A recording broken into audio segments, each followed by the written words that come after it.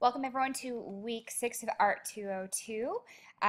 This is a really interesting week, and a lot of students like the content that we go over with this whole idea of the evolution of a message. Some of the artists that we look at this week. It's a really exciting week. We're getting there. We're getting quite close to the end. These 8 weeks fly by so fast. I did want to remind you that your capstone project involves a museum visit. So just a reminder to be planning ahead. I would recommend, this weekend sometime or this week if you have a chance, going out, going to that museum, go ahead and go into the week 8 learning activities, read the capstone project, and plan ahead for that. Don't wait until you get to week 8 to go and find a museum to visit. It's going to stress you out, and it's just, not worth it. So plan your time wisely. If you need any suggestions for places to go, or if you have an idea and it's not somewhere I listed, go ahead and let me know, and I'd be more than happy to tell you if it's appropriate for the assignment or not. I also wanted to let you know that all of your week 5 work is actually already graded. I had some extra time in my schedule this morning, and so I was able to get that all done.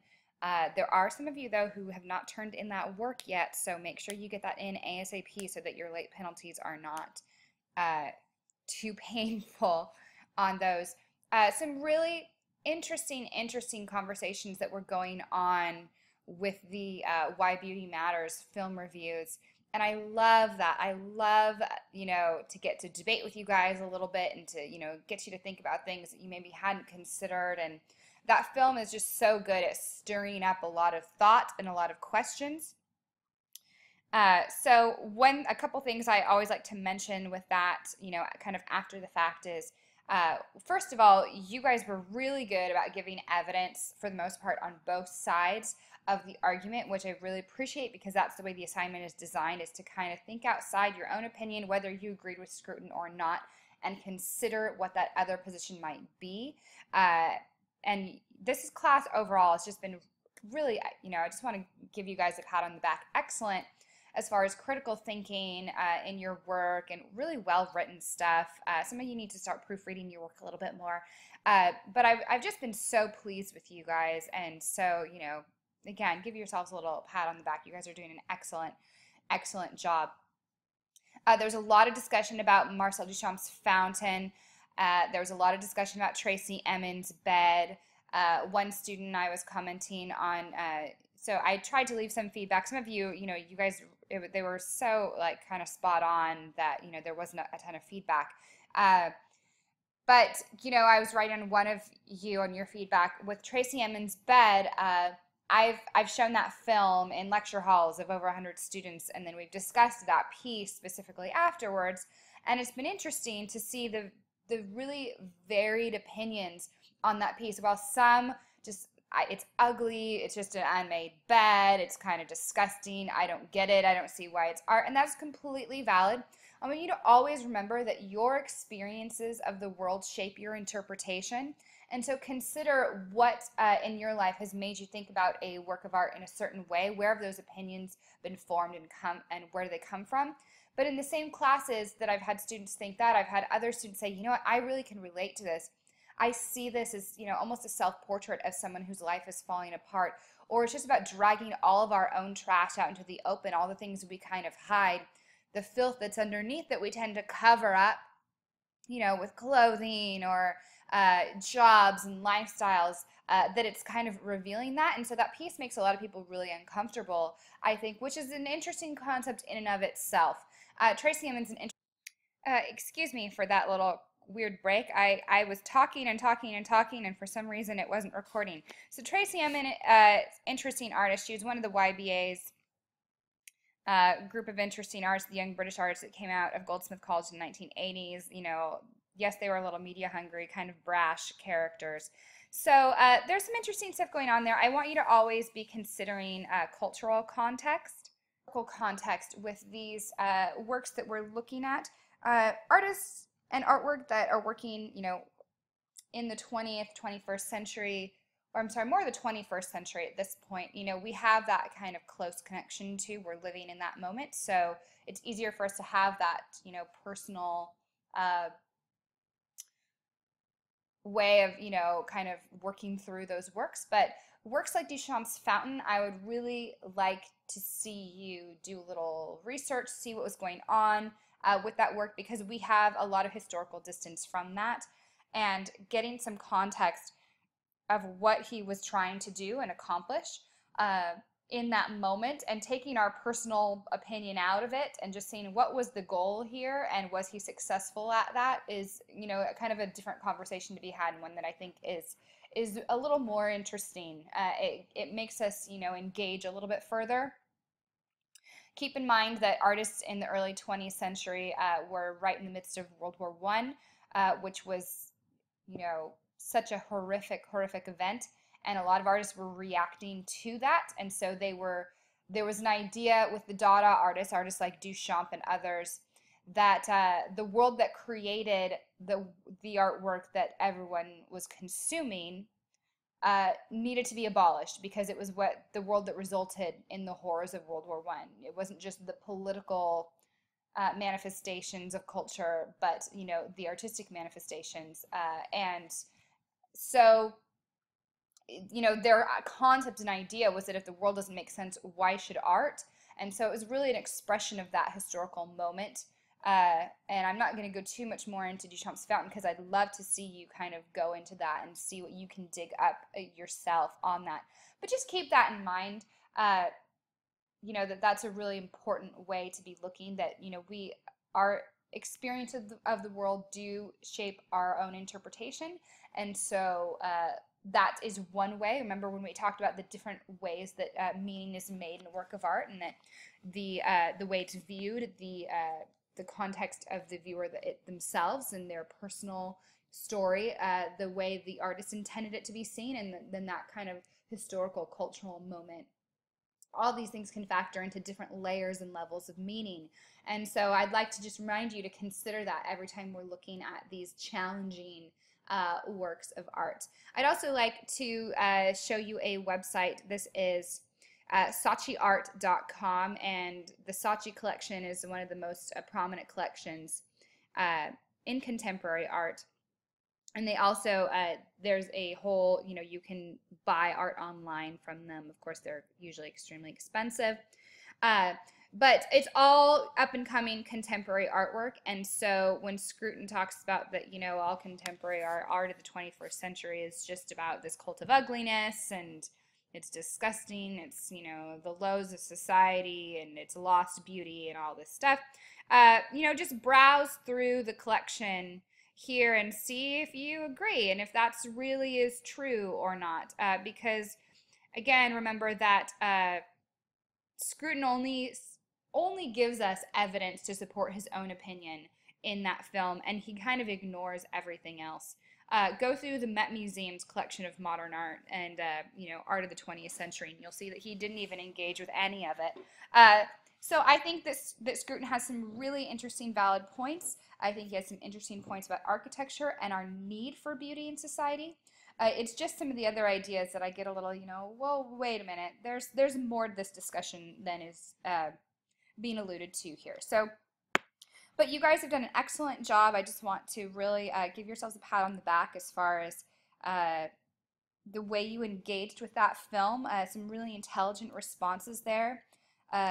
This class I've just been really proud of. You guys have just been really great, a really great group, and really engaging group.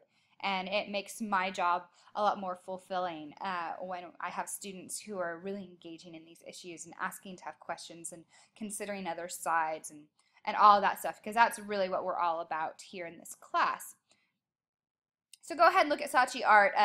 There's just some cool stuff to see on there anyway.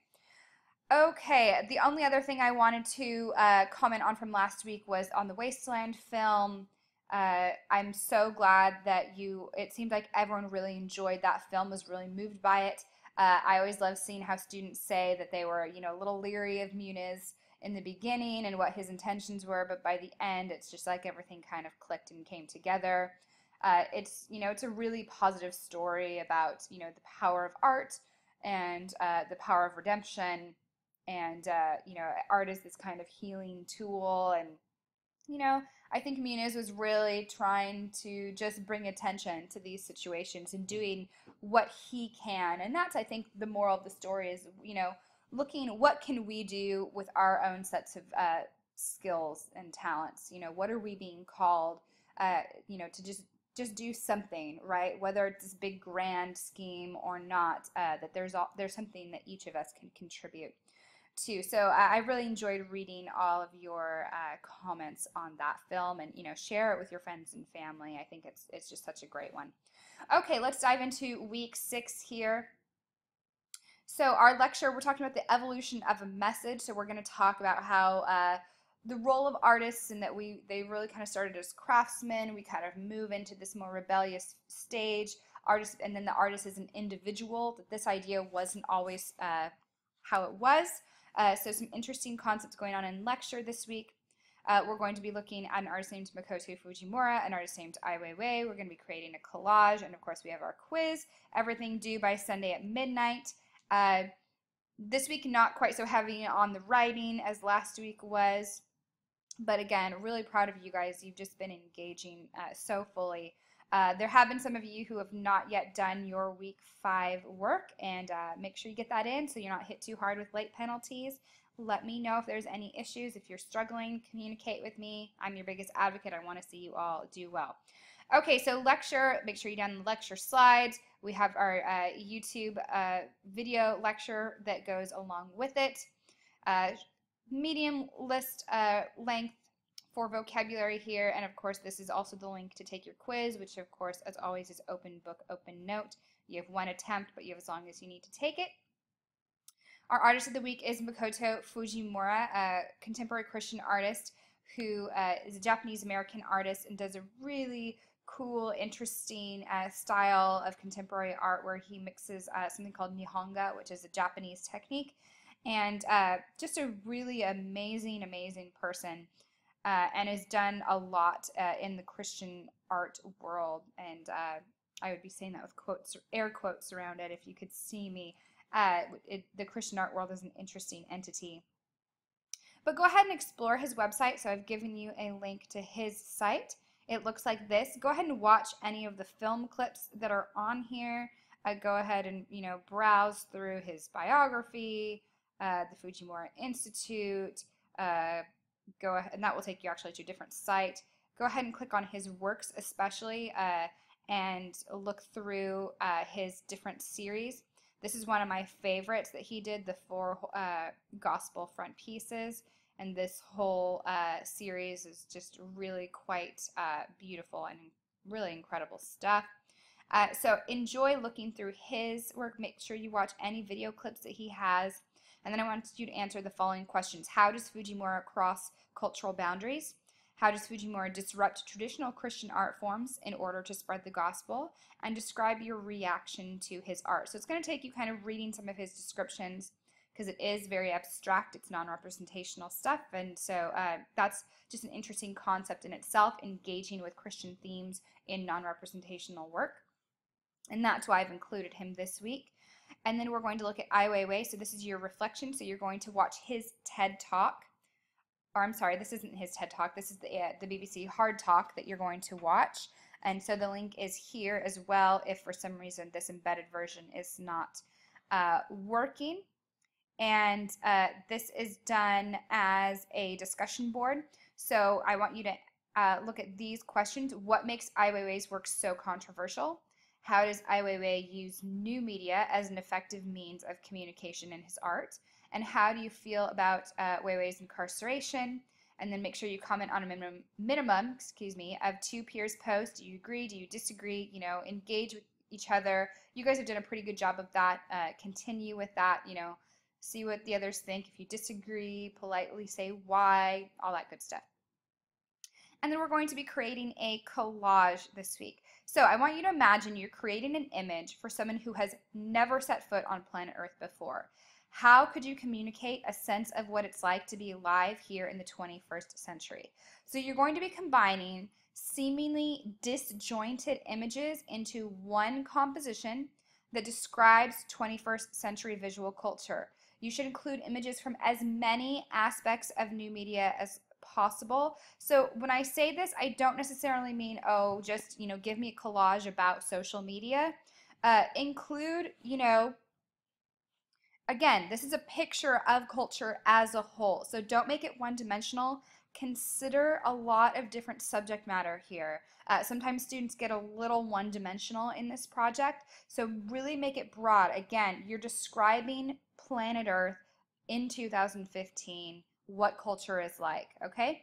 So I want you to consider film, photography, graphic design, fashion, music, memes, social media, advertising, the news, war, anything that you think is relevant and important to tell the story of where we're at. Your collage can be done digitally. It can be done by hand. It can be two-dimensional, three-dimensional, or combination of these. Be creative. You have carte blanche here. Can you incorporate different textures, different materials possibly? You must include a minimum of 25 images in your collage. So be sure your collage takes up the majority of your picture plane. To submit this, you can scan or photograph your collage and upload it as an image attachment, or if you're doing it digitally, it'll be the same, just an image attachment. File should be titled with your last name and the assignment title. And I've given you some inspiration of artists to explore. So I want you to look especially at someone like Hannah Hawk. Notice that she takes, her work was just so incredible, is so incredible. Notice how she takes all these disparate images and she's combining them to make a new composition. She's not just taking cutouts and pasting them next to each other on a page. She's giving us something brand new. This is her most iconic work. It's called Cut with the Kitchen Knife Through the First Epoch of the Weimar Beer Belly Culture in Germany, 1919. Really long title. It's kind of commonly known as Cut with the Kitchen Knife. But she's describing culture in this moment, and if you look closely, you'll see these images that she's combined to make new forms. So I want you to consider that and consider the power behind her images and what she was trying to do. She was really interested in the way that women were represented in the media, and this was back, in the early 20th century. Still very powerful stuff and subject matter today. Also, I want you to look at Bruce Conner's work. So Bruce Conner does a lot of what's called assemblage. He has a lot of drawings as well. Try and focus on his collage work when you're doing some research and see what he's doing. He did a lot of photo montages, things like this where he's combining different photographs. This is just to give you some inspiration here as well, so you can see some of his interesting drawings that are going on, some of his other collage works that he's got going on. So these are little this is just, again, to inspire you and maybe, some of the vignettes to include in your collage because this, of course, is only a few images, so you're using a lot more images in your work. But maybe look at his assemblage work as well and see the different, different types of material that he's using and just what's going on there. So enjoy exploring his work. And then we have David Hockney as well that I've given you. And he does some really interesting work where his work mostly is where he takes one image and multiplies it and then cuts it into pieces and puts them back together in these really interesting ways. Almost a little cubist in nature where we're seeing multiple angles of the same image all at once. And again, this may not be quite appropriate for the context of your collage, but it's just to give you a little more artistic inspiration of some of the things that that are possible to do in collage work. And so enjoy looking at that. I would say that Hannah Hawk really is the one that you would want to glean the most inspiration from here. So if you're having, if you kind of have some ideas but you're not quite sure, go ahead and run them by me. But I want to see you guys really push yourselves creatively here, even if you're like, well, I'm not an artist. You're cutting and pasting. How can you kind of, put images together in a way that is something unique and different and that tells a story? So enjoy, have a lot of fun with this project. So that's what we've got. So we have our collage due Sunday night at midnight. You have your reflection Sunday night at midnight. This is a discussion board. Don't forget to comment on Pierre's post. Our artist of the week is Makoto Fujimura, and we have our quiz. Have a great week, everyone. Let me know if you have any questions at all.